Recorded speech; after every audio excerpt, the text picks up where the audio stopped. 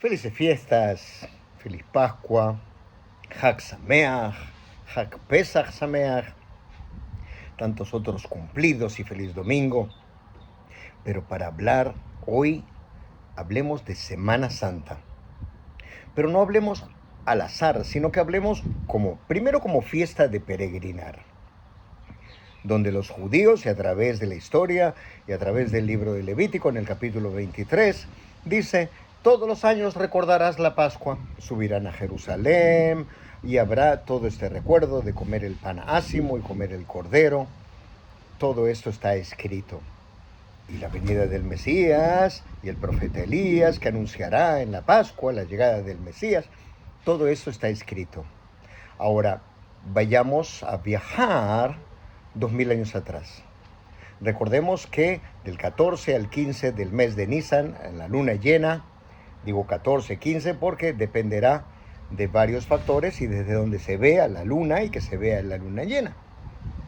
Así que hay gente que vendrá con una distancia de 3 días, 5 días, una semana. Si vienen de lejos, pues puede demorar un mes en llegar. Y aquí hay que llegar varios días antes. ¿Por qué? Porque tienes que llegar. No puedes llegar un viernes porque es Shabbat. No puedes llegar en el Shabbat porque no puedes trabajar, no puedes mover cosas. Entonces habrá que llegar en otro día. Tenemos que entender que hay que llegar, hay que alquilar el lugar donde vas a pasar la Pascua y hay que preparar la Pascua. ¿Se acuerdan que el propio Jesús había dicho preparen la Pascua? ¿Qué es preparar la Pascua? Justamente preparar el lugar y hay que comprar el animal. El animal tiene que estar sacrificado en el templo. El lugar único donde lo puedes comprar tendrá que ver con el templo y no vas a andar cargando tu animal desde los orígenes, desde lejos. Entonces vas a traer el dinero, lo vas a cambiar por dinero del templo y ahí es cuando vas a hacer ya la compra del animal y después a hacer la fila porque hay solamente 6 puertas, hay sacerdotes que te están esperando, el levita te hace pasar, el sacerdote te dice entra, sacrifica tu animal, dame la sangre, dame la parte de la mandíbula, una de las patas y después te lo llevas sangrando para tu casa. ¿Para qué te lo llevas? Bueno, lógicamente te lo llevarás para comerlo. Pero ¿por qué digo lo de 3 días? Porque dice en la Biblia que si el animal, después de haberle matado, pasa un día, puro será. Si pasan 2 días, puro será. Pero si pasan 3 días, atención, ya no lo puedes comer.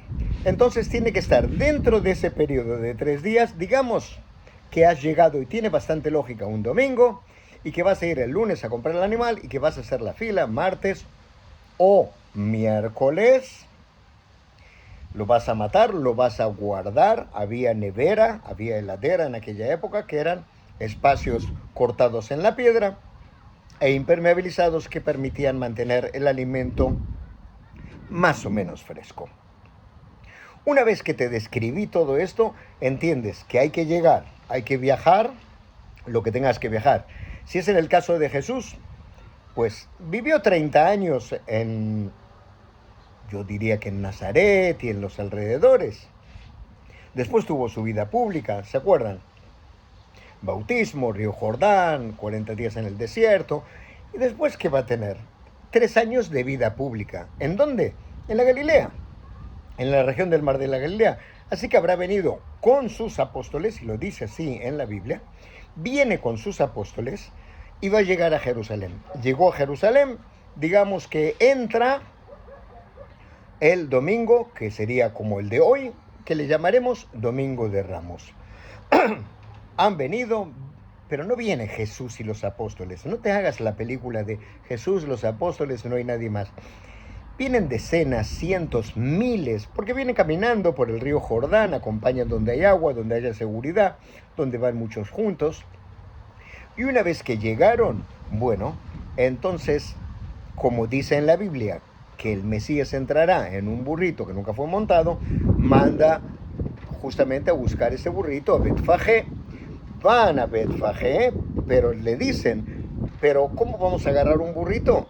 el dueño va a pensar que lo estamos robando. Ustedes le dirán, si él pregunta, le dirán que el Señor precisa de él. Y esta es la idea y el concepto de este burrito, que no es ni más ni menos que consecuencia de lo que está escrito en la Biblia, para que entre triunfalmente. ¿Por dónde entra? De Betfagé. Lógicamente venían de Betania, porque así vienen desde el lado del desierto. Van a Betfagé. Y recuerden que estamos hablando de la casa de los higos maduros y de los higos no maduros, donde habría higos, o donde habría el concepto de venta de higos. Pero vamos más adelante. Le traen este burrito y al paso va Jesús bajar por el monte de los olivos, como está escrito en la Biblia, al grito de las gentes que dirán: bendito aquel que viene en nombre del Señor. Hosana en las alturas, así como algunos que dirán: reprende a estos hombres que estaban hablando de esta manera.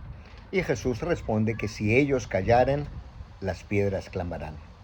En uno de los videos que he hecho, y por ahí en estos días estaré también en el Monte de los Olivos haciendo videos específicos de algunas áreas, recuerden esta frase: porque en el Monte de los Olivos no solo había olivos, había también tumbas.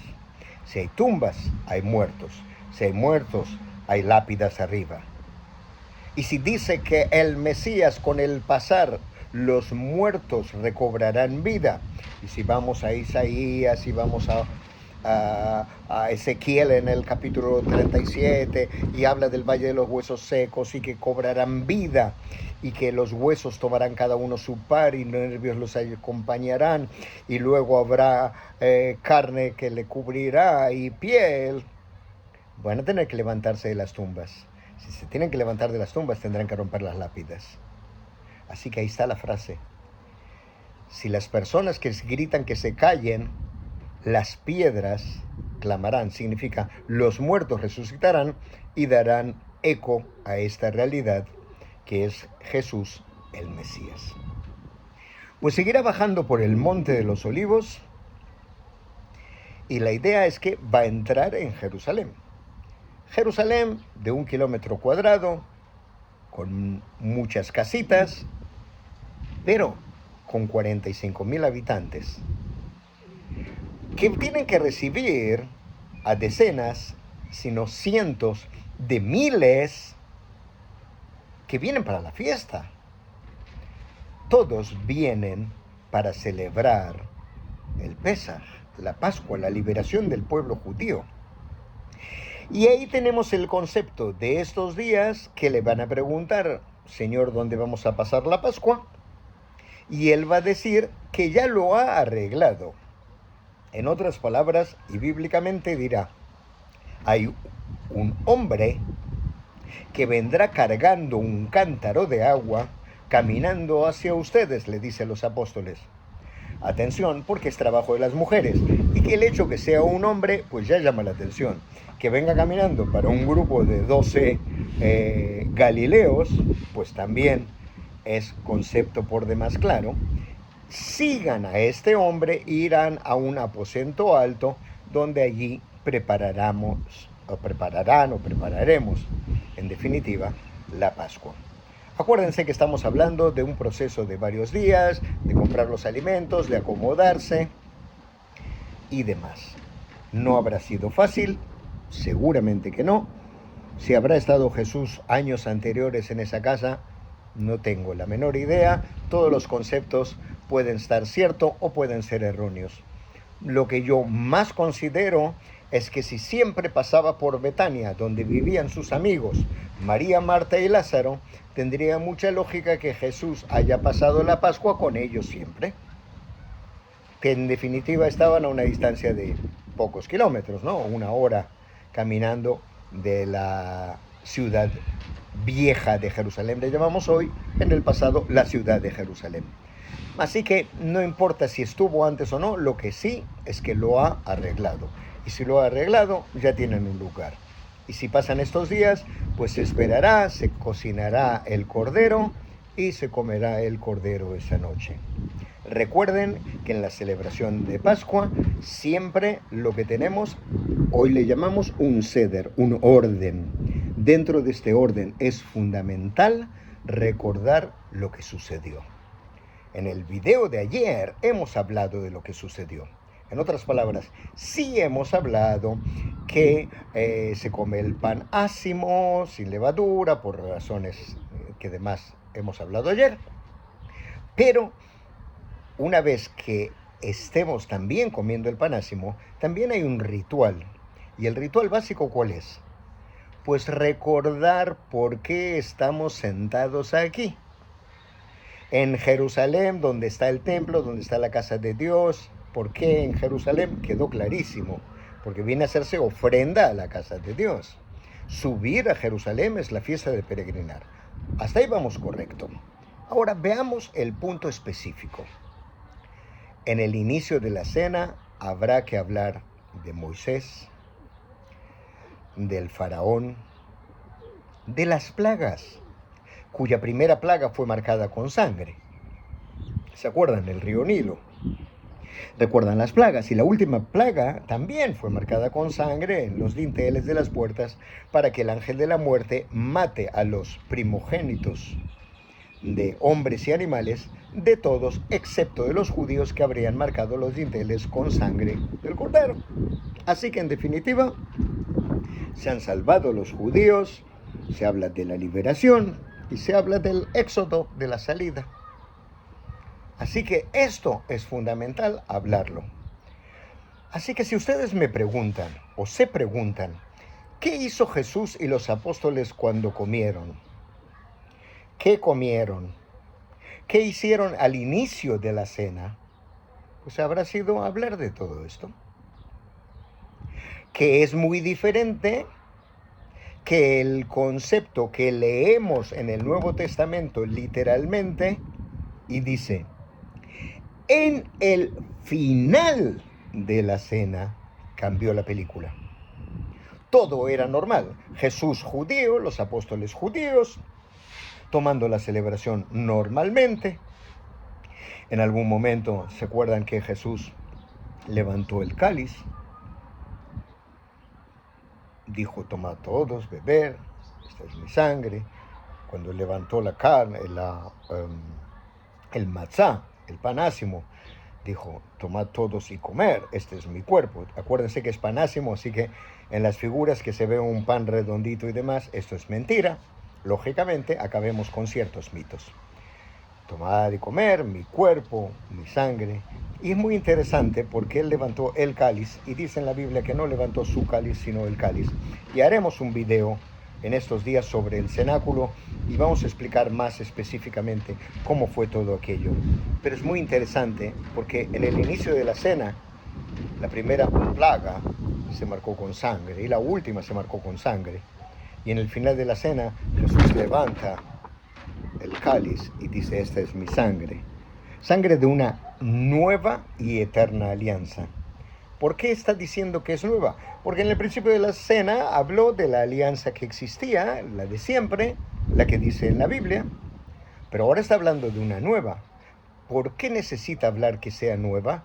Para diferenciar de lo que fue en el principio de la cena. Ahora estás en el final de la cena, así que ahora será una nueva alianza. ¿Por qué dice que ahora es una nueva y eterna? Porque en el principio de la cena hablaron de la liberación del pueblo judío. Es decir, el pueblo judío ha salido físicamente de la esclavitud a la libertad. Eso es una alianza de liberación física. Y Jesús dice que a esta hora que es nueva es eterna, porque no es física, sino que será espiritual. ¿Han entendido la diferencia? Así que terminó la cena, recordamos esto, cantaron los himnos, que es la costumbre, y se fue con 12 apóstoles para el huerto de Getsemani, la prensa de aceite. Así como fue con 12, uno, que era Judas, el que le iba a traicionar, se fue a venderlo a la casa de Caifás. Bajó con 11 y le dijo a los otros 8, quédense afuera. y entró en el huerto de la prensa de aceite, Getsemanes, prensa de aceite, con Pedro, Tiago y Juan.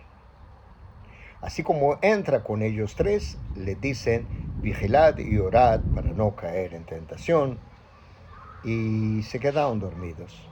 Tal vez comieron bien o lo que no fuere, tal vez la tensión, tal vez el Jerusalén, tal vez el trabajo que llevó todos los días, sea lo que fuere, quedan dormidos. Nos habla el pasaje en el Nuevo Testamento que Jesús se encostó sobre la piedra, que probablemente sea la piedra de la prensa de aceite, y haremos un video asociando sobre el huerto de Getsemane. Pero la prensa de aceite sabemos que va a tirar un líquido, que es el aceite, de la carne, que son las aceitunas. Y dice que Jesús sudó sangre, salió líquido de la carne, pero para que sea primicia es sin presión de fuera. ¿A qué me refiero? Que las primicias se entregaban en el templo y Jesús, de alguna manera, estaba diciéndole a Dios, yo soy la primicia, yo me estoy entregando a ti. Y Jesús se estaba entregando. Mientras tanto, Judas estaba viniendo con soldados y demás, le besa con la traición, lo llevan a prisión, a la casa de Caifás. Estuvo en la casa de Caifás solo Simón Pedro, que le sigue y le niega 3 veces antes del gallo cantar. Y pasó la noche, y al día siguiente buscarán la alternativa de lavarse las manos los sacerdotes, porque no le pueden matar, porque si no sería mártir y esto sería terrible. Así que le pedirán a Poncio Pilatos, que es el responsable, supervisor de la Judea, que vivía en Cesarea muy bien, ¿no? Pero vendría para las fiestas, para que no haya problemas con tantos cientos de miles de personas. Y Poncio Pilatos, bueno, ya le conocen, ¿no? Se lavó las manos también, trató de pasarlo para Herodes. Herodes dijo, este es trabajo de Poncio Pilatos. Dijeron, hay que liberar a alguien. Y no liberaban a 30 ni a 20. Dijeron que en la fiesta liberarían a uno. Y deciden liberar a Barrabás. Y ya hablaremos de esto también. Pero Poncio Pilatos, que no entendía esta situación, pregunta, ¿qué hacemos con el otro? Y la respuesta del pueblo, que no es el pueblo, sino que son los sacerdotes confabulados de la noche anterior, ya que no habría en la fortaleza Antonia ninguna causa para que judíos estén visitando allí. Y mucho menos entrar, entonces habrá sido en las escaleras del lado de afuera. Y habrán dicho, crucifíquenlo. Y ahí tenemos la historia de ese viernes, que la llamaréis algunos Viernes Santo. Otros le llamarán viernes de condena, flagelación, caminar por la vía dolorosa, por la vía sacra, que si estaba cargando la cruz, por eso se le llamará también vía crucis, para llegar desde la fortaleza Antonia hasta el lugar del Gólgota, donde el Gólgota recuerda la calavera, el monte de la calavera, o de calaveras que habría enterradas allá, por eso monte de la calavera o de las calaveras, Gólgota. Y junto con 2 ladrones es crucificado. Le bajan el cuerpo para lavarlo y prepararlo el día viernes a la tarde. Y recuerden que viernes a la tarde ya vendría el Shabbat, ya vendría el sábado, donde no se puede lavar, no se puede estar en contacto con el muerto ni nada. Así que lo lavaron, lo limpiaron, lo envolvieron y lo pusieron en la tumba. Y el sábado nada. Y es solo el inicio del domingo. En la Biblia dice del primer día de la semana. Recuerden que el primer día de la semana, hoy le llamamos domingo. Ese primer día de la semana es que van a volver y van a descubrir que la tumba está vacía, que Jesús resucitó. Y le llamaremos día de la resurrección. día del Señor. El Señor Dominus. Y de ahí viene la palabra de domingo. Y esta es la historia que resumidamente tendréis que vivenciar durante esta semana, compenetrarse con esta semana. Una semana que muchos le llaman de pasión, muerte y resurrección. Otros le llamarán simplemente Semana Santa. Pero no quería dejar en este domingo, que le llamaremos también domingo de entrada triunfal, o el día de la llegada, no quiero ni quería dejar de lado de prepararles, porque esta semana tiene que haber un preparativo, una limpieza interior, un entendimiento que va a través de la fe, que va a través de un camino, y mi intención es simplemente darles herramientas que les servirán para procesar lo que significa realmente esta semana. No quería dejar de mandarles un fuerte abrazo. Am Israel Hay, el pueblo de Israel está vivo. Recuerda, porque ha caído exactamente a la misma fecha, el Pesaj, la Pascua. Sabemos que la vuelta del Mesías para el cristiano, la venida del Mesías para el judío, es fundamental para eso que le llamamos la salvación. No quiero olvidar de decir Shema Israel, Adonai Eloheinu, Adonai Echad. Escucha Israel, el Señor es nuestro Dios, el Señor es uno.